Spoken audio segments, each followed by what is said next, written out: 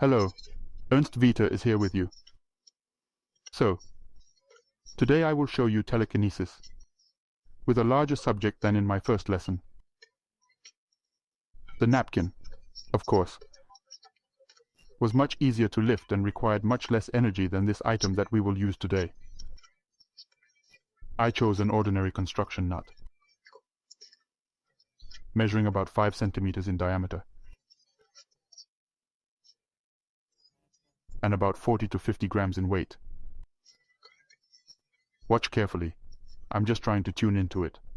So far, I'm doing it with one hand. I approach the construction nut with one hand, using my left hand.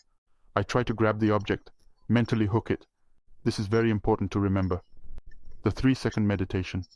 1, 2, 3.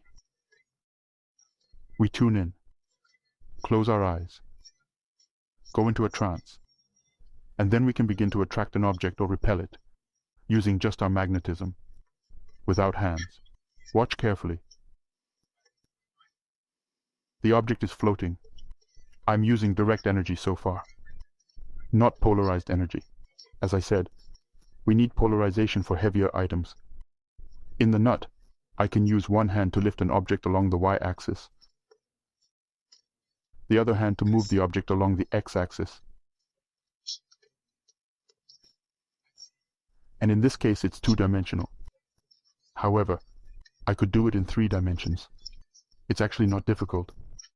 Look, the main thing is to tune in. The main thing is to hook the energy from your hand to the object. And then we can manage it. Listen to it. Watch how I do it. Believe me, after a couple of exercises, you will also succeed, since it's not difficult at all. Just cling and start moving it. The most important thing is to understand how to hook an object mentally, and then you can easily do it.